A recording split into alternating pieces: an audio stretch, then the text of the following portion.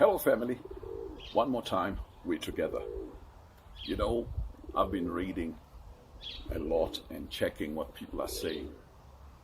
And it concerns me because many Christians are reacting to the lockdown as if it is something negative.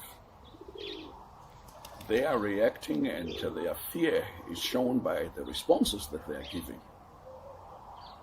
And you know, when you are fearful, you say unfortunate things, you say unnecessary things, you say things that are not a blessing, things that don't edify or bring comfort to people.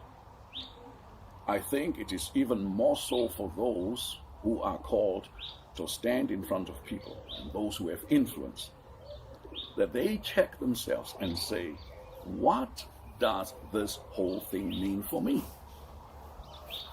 The lockdown is revealing. The lockdown is challenging. During a lockdown, we see it maybe as a crisis. But did you know that out of every crisis, there's a good thing that happens? In every crisis, it challenges you to think of new ways of doing things. In every crisis, you've got to expand because you cannot stay in the same place forever. And expansion is not the numbers of people that you're addressing. It is the influence that you have. A sure word in season. We need to be able to encourage our people and not to put fear into their hearts. Crisis is not always bad news.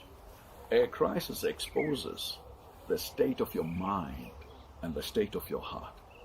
But with every crisis, there's a huge opportunity that opens up. It gives you an opportunity to say, I can grow out of this. I must learn how to deal with the new situation that I find myself in. And many people are too lazy to try and think forward because they always want to go back to the comfort of yesterday. The children of Israel in the wilderness, they said, we're not out here to die. Moses, we did not come out here to die. Take us back to Egypt. And there they remembered the flesh pots of Egypt and the leeks and the onions. And they wanted to go right back to what was not theirs. This COVID-19 is teaching us to do things in a new way as leadership. To do things where we can gather in a different way. And remember this, things may not go back to how we have always known them. And so we have to be careful to study and say, God, show us your new ways. When a crisis hits, for example, when a baby is in the mommy's belly, this baby continues to grow. The baby continues to depend on the mother and cannot do anything, cannot cry out, but moves. As the baby grows, there's a new crisis. The space has become too small. I need bigger space. So what happens? Birth happens. The baby at the right time is birthed. The baby is born. Now, this baby finds itself in a world where I cannot communicate with these people. I cannot tell them when I'm hungry. I cannot tell them when I'm thirsty. I cannot tell them when I am wet. So I've got to develop a way of communication. So what do? I cry.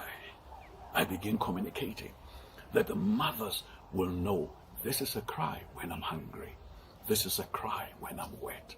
This is a cry when I'm tired and I want to sleep. So you grow, and eventually you cannot just be carried all the time. You've got to make a move. You've got to crawl. And so all those developmental stages are a crisis. But what happens is there is movement forward. There is growth. There is greatness that is beckoning. The baby must become a child. A child must become a man or a woman tomorrow. It tells us that His grace is sufficient for us. When Paul was in trouble, he was praying, Lord, take this thing away from us. But instead of taking it away, more grace was added, and it was more than enough grace. Folks, I want to encourage you, because we are not able to meet, that the work of the church continues. We continue to run an office, even though there are no people. It's technology. We still have to pay some of the people who are looking after our premises. We still have to take care of the day-to-day things. In fact, there are people that we are helping with food parcels, even as we speak. So we encourage you to continue being generous givers. The Bible tells us that God loves a cheerful giver. And so we want to encourage you to say, Isaac sowed in famine. It wasn't easy. Things were bad. But God instructed him. God showed up. And I believe he's showing up in your heart right now, saying, sow in this very place, in this very land, sow under these circumstances, and see what God will do. The Bible tells us that Isaac sowed in famine, and he reaped 100-fold return. It says God blessed him. It says the man became rich until he was very rich, until he was very prosperous, and the man began to prosper, for God blessed him. I want to say that to you and say, we continue what we do. We still continue with our responsibilities. We're still responsible to take care of those who cannot take care of themselves. And by the way, we've had a few people who passed away, and not due to the COVID, but various circumstances.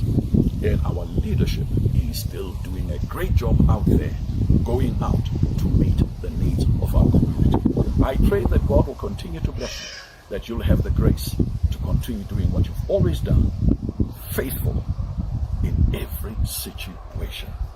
God bless you richly. I bless your coming in and going out. I bless the works of your hands.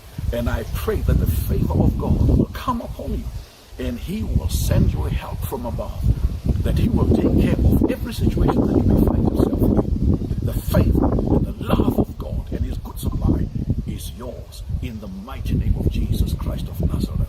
God bless you.